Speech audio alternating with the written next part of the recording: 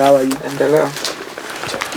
Agone Nyasachwa maduong' mar nyalo erokamano kod okinyi motimo mondo waradi kawuono chieng' ngeso sama kama. Iluonga Reverend Ayub an wuod Nyakach kamaro ni Kandaria. Nyasaye otimona ng'wono mar warruok chang kod pong' gi teko mar maler kokalo kuom wuod Yesu Kristo. Okinyi ni Ruoth okela mondo walalre kodi kuom wach Nyasaye mondiki som koda e kitabu mar Mariko 11 abiro somo 1 nyaka 6. Som koda e kitabu mar Mariko 11 matindo 1 nyaka 6. Mumb Nyasaye wacho niya: kane gin machiegni gi Jerusalem e mier mag Bethfage gi Bethania but got Zeituni, Yesu nooro jopuonjrene ariyo mondo otel nyime kowachonigi ni, Dhiuru e dala man nyimu cha, kendo ka uchopo kuno ubiro nwang'o nyathi kanyna motue e rangach mapok ng'ato oidho nyaka nene. Gonyeuru ukele ka, to ka ng'ato upenjou gima omiyo utimo kamano, wachneuru ni wuon go dware, to biro duoke mapiyo. Kamano ne gidhi mi ginwang'o nyathi kanyna kotue e dhot oko. To kane oyudo gigonye, jomoko mane ochung' kanyo nopenjogi ni, ang'o miyo ugonyo nyathi kanynano? Eka ne giduoko mana kaka Yesu nosenyisogi, migi jogo noyienegi gikawe. Wala uro maler Nyasaye maduong' mar nyalo, wagoni ni erokamano nyadi machielo kuom loso thuolo okinyi mondo waradi Nyasaye gi oganda mag johera mag Lolwe TV maneno wach mokinyini. Ia malo Nyasaye kitamo dwaro mar Satan, imak loch te mag pinyruodh mudho koro ling. Los winjowa Nyasaye kod chunywa mondo wachni oyud thuolo kichalamo kayie e nying loch mar Yesu Kristo. Amen. Mana kaka wacho, iluonga Reverend Ayub. An e piny Nairobi, aleme kanisa mar St. Meshach Fellowship Church. Okinyi sani Nyasaye otima mondo abed tung' ne in miwinjo wach. Achuo dhoga e wach mondiki mar Mariko 11 matindo tindo 1 nyaka 6. Muma wuoyo kawacho ni ji orwako Yesu gi mor kodonjo Jerusalem. Waduto wang'eyo gigo mane Yesu timo sama nodonjo e dala Jerusalem. Jerusalem en dala maler. Jerusalem en dala migeno man gi chia. Jerusalem en dala mimiye Nyasaye duong'. Sama Yesu no ogowo e dala Jerusalem, noyudo weche moko nosetimore kanyo. Noyudo ka chuo kod mon jorite kech ne ging'eyo weche mane timore kama Yesu nitie. To muma masomo, Roho mar Nyasaye chuna mondo awuoyo jumbe moro manok ahinya. Dathoro yie mar wach ma adwa naler iluongo ni twech, kaka ng'ato nyalo wuok e twech. Mane mabiro wuoye kodi nyamera kata jaduong' kuom wach Ruoth oketelewa kaka ng'ato nyalo wuok e twech. Owacho ni kane gin machiegni gi Jerusalem e mier mag Bethfage gi Bethania, Yesu pok odonjo Jerusalem, but gichomo Jerusalem. Gin e mier mag Bethfage kod Bethania. To e kinde no, mwacho ni Yesu nooro jopuonjrene ariyo mondo otel nyime. Ka gichomo but got Zeituni, gine miere mokiewo gi Jerusalem. To Yesu oseng'eyo gima ni mbele. Ong'eyo wach mosetimore mbele ne. Sama ne gin e miere mokiewo gi Jerusalem, mano Bethfage kod Bethania, to Yesu ooro jopuonjrene ariyo mondo otel nyime. To ka gidhi yudo nyathi kanyna motue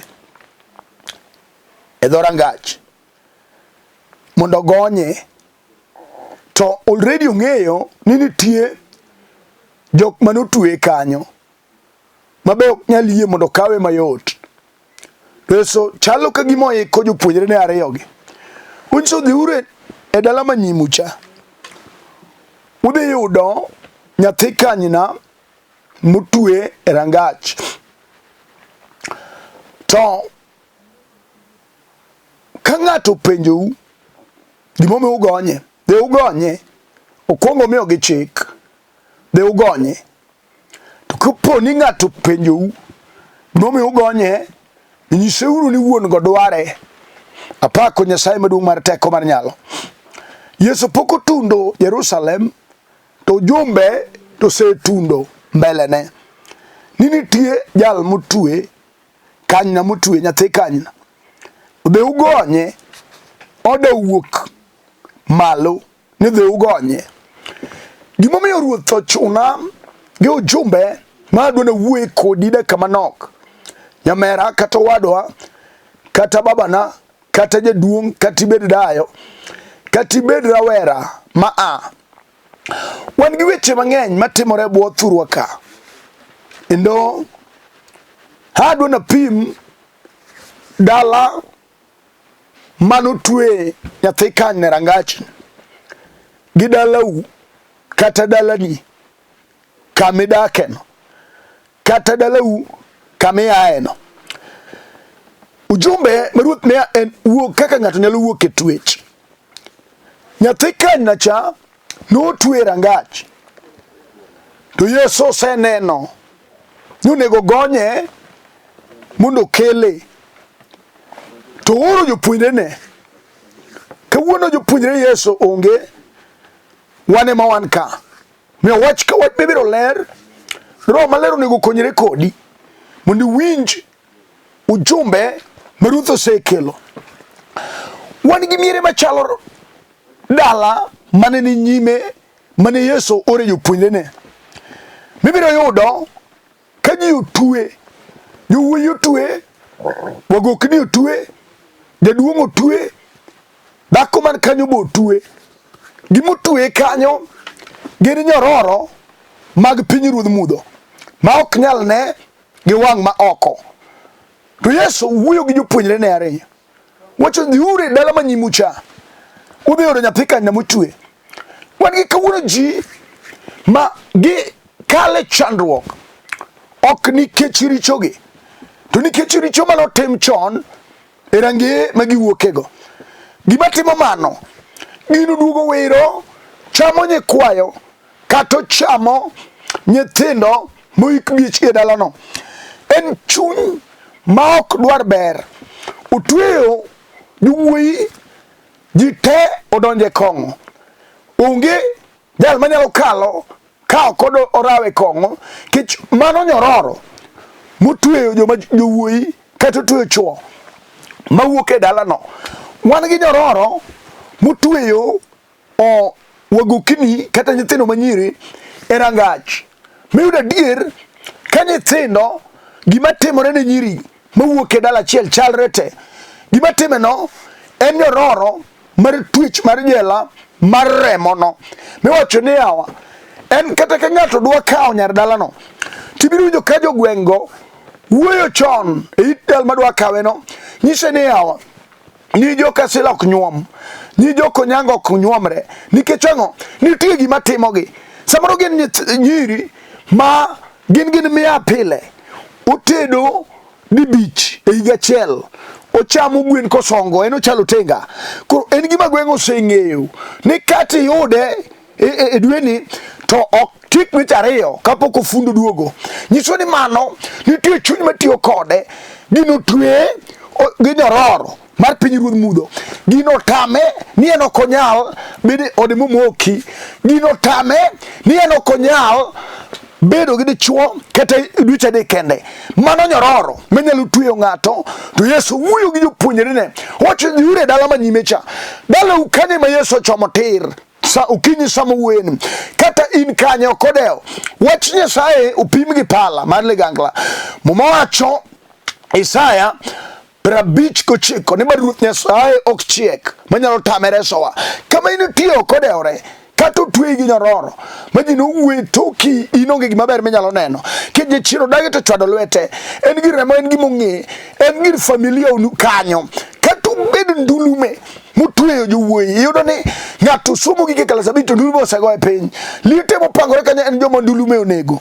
Kata obed twech mar kansa, wan gi joma nigi kansa mar remo, kaka ne dagi otho gi remo mar kansa mar thuno, e kaka min be sani kansa mar thuno semako. Luoro semake, uwinjo ko oonge chir, nikech ang'o? Ong'eyo kaka gino timo gi kanyo, ong'eyo kaka gino notimo nyamin maduong', ong'eyo kaka gino notimo nyamin mamagi. Koro gino nie remo, en kansa mane rembgi kanyo. Mano nyalo bedo twech mar jela, mar wasigu mar tuo, mong'eyo kaka odhi gi ji kanyo. Yesu wuoyo gi jopuonjrene, dhiuru e dala manyime cha. Apako Nyasaye mar teko mar nyalo mar ono. Iwinjo nade?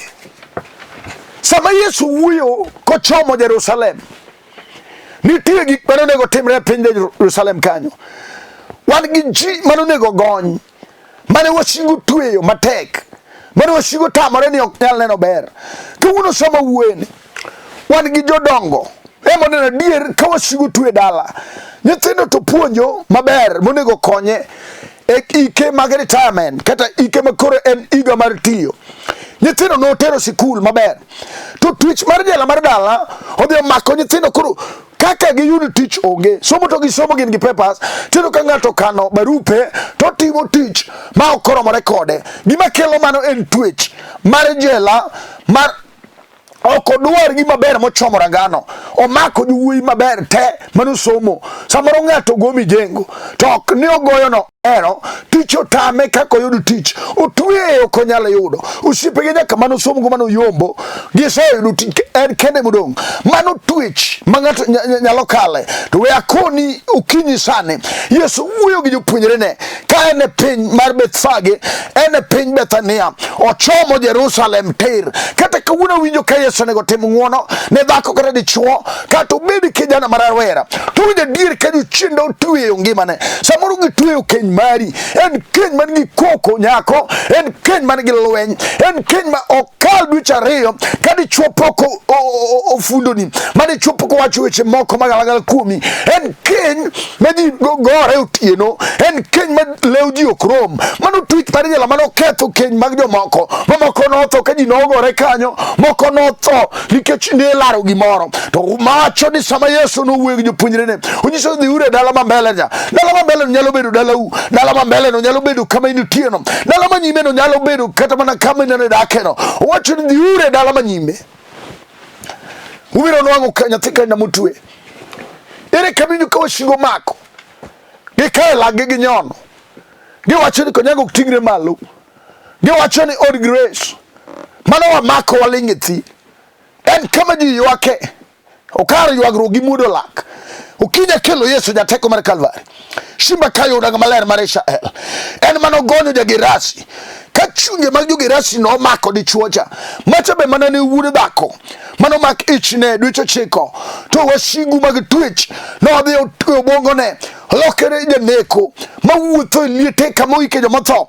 En ji okone ber, keto chine notame, ok onyal bedo kama ji ne nitie. Jodala gi ng'iye kaka konye onge, ket chunje mag neko osewite oko. Kata sama wuene nyalo bedo ni nyathini moro neko mako, en obaye chino ochamore gi pot rabolo, owuotho duk to ok ni en duk. Ji mowacho ni yawa wuod otieno olokore janeko. Wachino chani samoro ka dichiemo dhako okiyieng', kata omako nyathi gi ndulume.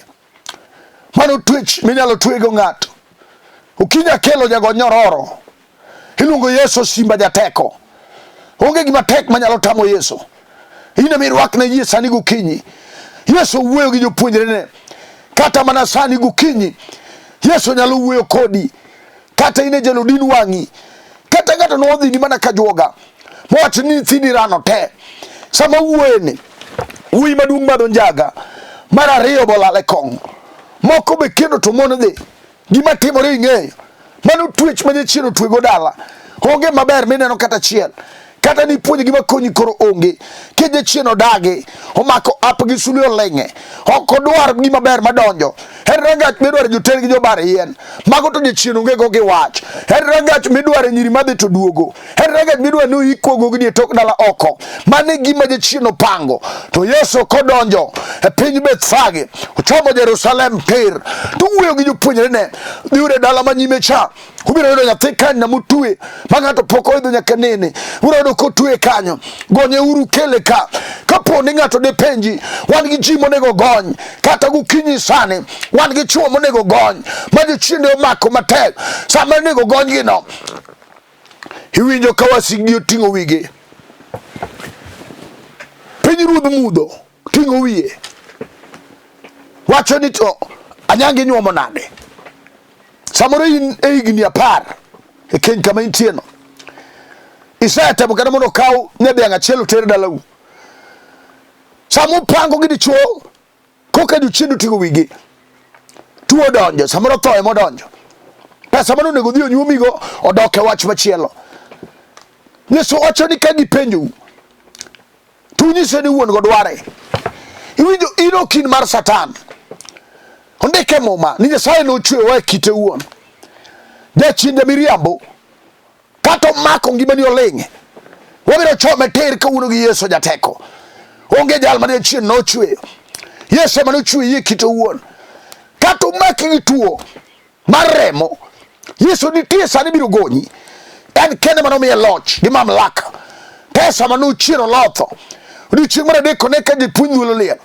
Kowacho norumo te Kalvari. Chieng'no noduogo kifungu nyaka mari manodhi e liel. Kata ng'ato nowuoyo tok dhako. Wacho ni onge gima ber mibiro neno. Jal manowuoyo kodi no nosedonjo e liel. Nodonjo gi api. Idong' kithagori gima ber onge. Kata imul gimimulo no kethore. Kata idonjo kisebayo mang'eny. Akelo Yesu jateko. Akelo Yesu geno. Akelo Yesu chier mar jomotho. Akelo Yesu simba kayuda. Ere dwaro mar chunyi okinyini mondo walam kodi Nyasaye mar ono. Kata tek kata ineno koko nyalre. Yesu nitie. Jal mano wuoyo gi jopuonjrene. Dhiuru e dala ma mbele. Ubiro yudo nyathi kanyna motue. Ere kama ineno kotue yie. Kata ibed kijana matin. Isetemo somo ok dhi maber. Jochiende go nochako kodi chon. Samoro ne giketho ni sikul. Nikech samoro ine mane chalo taya madalau. Jochiende go noseng'eyo ni en ka oweyo somo dala gi biro dhi maber. Taya biro liel e dala gi. Wach nomiyo jochiende no ogoni kwano chon. Moketho ni sikul. Sani yuago dayo. Kata ibed nyako matin. Jochiende no opangi. Samo wuoyone. Gima ber mineno onge. Chunyi wuoyo kodi. Ni samoro ikaw sumi madhe. Chunyi wuoyo kodi. Ni samoro ikaw tol idhi deri. Samoro chunyi si wuoyo. Kata ni diri e ndari tho. Kalore gik mikale. Samoro ni chuo keti gi lweny. Samoro nyithindo emo keti gi lweny. Samoro in tiche mimanyo to kiyudi.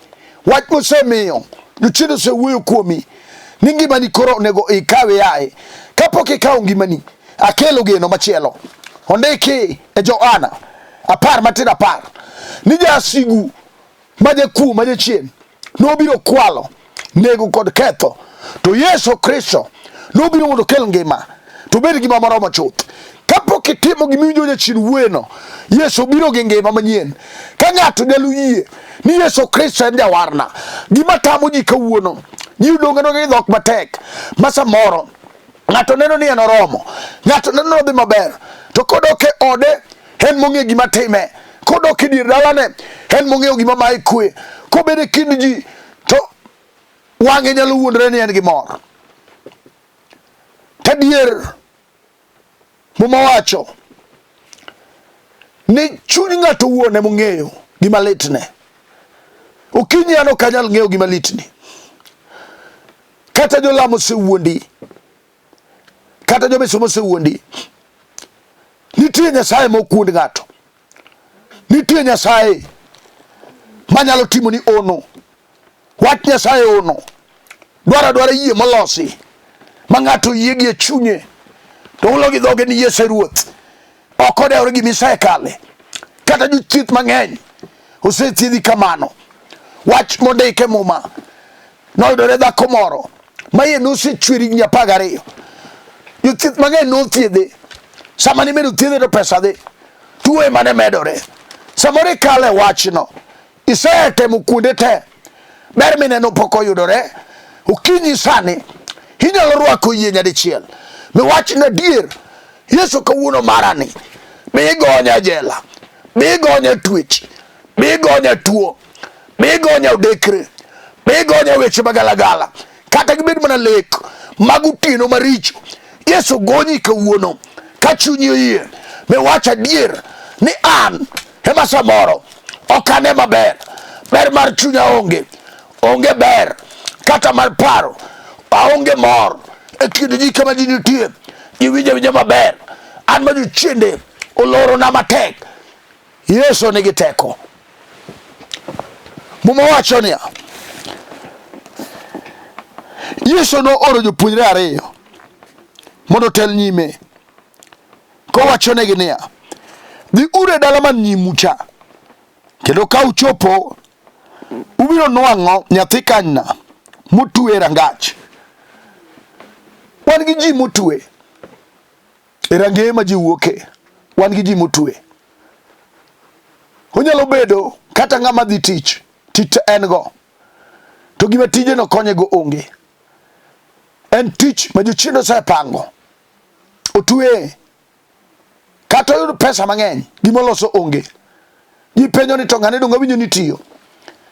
Samoro dhako bo jwang'o, chiege chalo chiliel, en obayo go chode oko, ema chamo pesane. Opango mon ute mopogore opogore, joge to we kathagore. Otue. Yesu wacho ni biro yudo nyathi kanyo motue e dho rangach kanyo. Ere kama iwinjo ka jachien otue iye? Kata otue gi tuo mar okimi, imuonyo yath. Dhako samoro imuonyo yath ne tuo ma in nokikelo, to sani imuonyo ne yath. Onge gima tek manyalo tamo Yesu. Yesu nochiero Lazaro kosetho ndalo 4 dung moiki. Mari ne neno ni tek manyalo tamo Yesu. Kata obed gima osedhi ma ji osewuoye, kata obed gima osechamo pesa. Dhako mane ire chwer higni 12, jothieth mang'eny nosethiedhe. Onge gima ber manoyudo, dwoko ne onge. Sama norado gi Yesu ke jo-Yahudi, gima dhako no moro noloso yie. Wacho ni an ka ang' amul kata riek nangane kende, kawuono iya machwer chok. Okinyi dwaro ng'ama oloso yie, kech wabiro lamo kodi. Dwaro dichuo muwinjo adier ka gima time wewe, ojok go. Wacho ni kawuono mar arumo, kata en gima ji nolame, ogir juogi mar ojejo mag lang'o.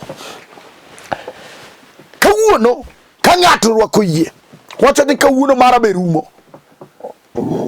Onge gima tek manyalo tamo Yesu.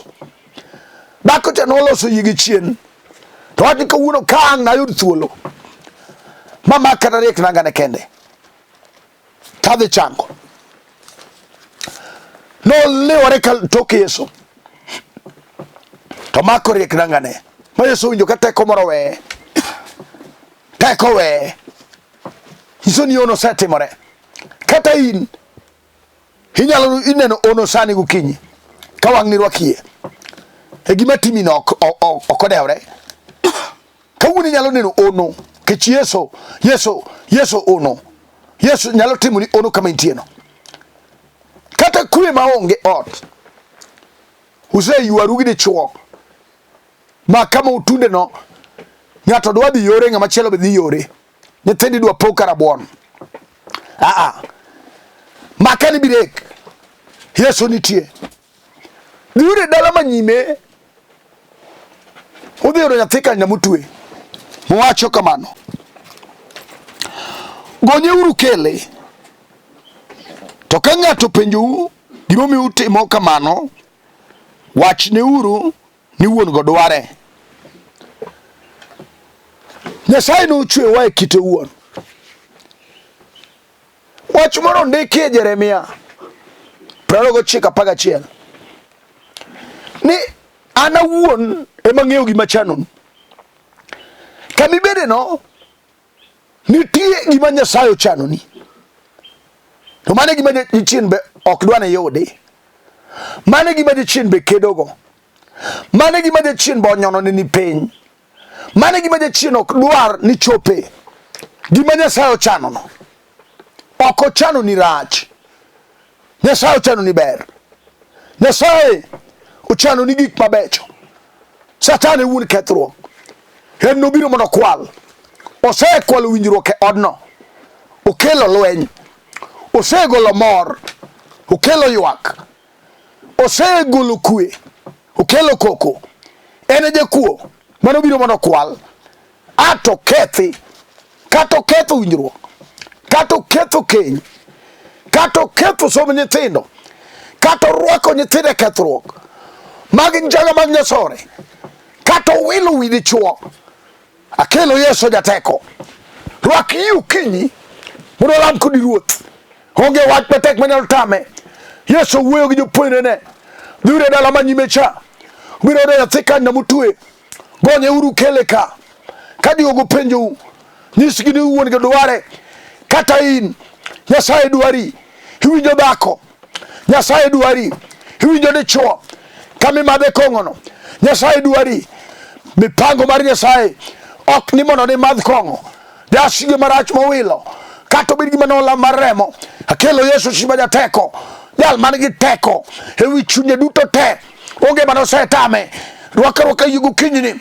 Mondo lam kodi Nyasaye ma ono. Nyasaye ma bade tek. Onge gima no setame. Gonyeuru kele ka nikech wuon go dware. Kata jochiende notweyo ngimani. Ki Nyasaye winjo ka polo osego oda. Igonye jela mar twech. Kata ibed nyathi ma kimero manonyuol oko. Kar donjo onge olorni. Kama ne dhie mama nodhi otedo weyi. Sani kama ichom onge. Onge kama inyalo kata gede. Lweny lich. Wuon go dware. Kata in Nyasaye manochwe idwari sani. Here wach matek mineno. Nyako kata dichuo riembi. Idok dala kumichom onge gi nyithindo. Yesu Kristo ja Nazareth. Dwari kawuono gokinyi. Ye chunyi ni Yesu Kristo ruoth. Jal ne mitimo ni ono sani. Kama initie no makamaka TV. Kenyalo tingo badi malo. Tinga badi malo mondo walam. Kenyalo go chungi peny. Yesu nitie ono. Magonyo gik motue. Magonyo ji jela marokol. Magonyo ji nyake chien. Magonyo ji nyake kuong maganyuola. Onge gima tek mano setame. Awinjo teko gi nyalo mar remo mano chwere Kalvari. Wacho ni duto te orumo. Kata marina winjo korumo. Kata bedo tuo winjo korumo. Kata bedo kuong winjo korumo. Kata bedo jela mar gowi mechulo. Winjo korumo sani. Kata bedo jela mar awe marach. Winjo korumo nyingi Yesu. Onge gima tek e nyim jawar. Tinga badi malo lam. E wach mi winjo ka tekno. Kata sete menyadi ngeny. Onge gima tek e nyim Yesu. Wakeli Yesu jateko. Wakeli Yesu shima jaler. Wakeli Yesu ono jabura. Wakeli Yesu chiro loto. En kende ma jochiende luore. En kende ma jugo ji joweneyo. En kende ma en gi nyala lwete. Wagoni ni erokamano.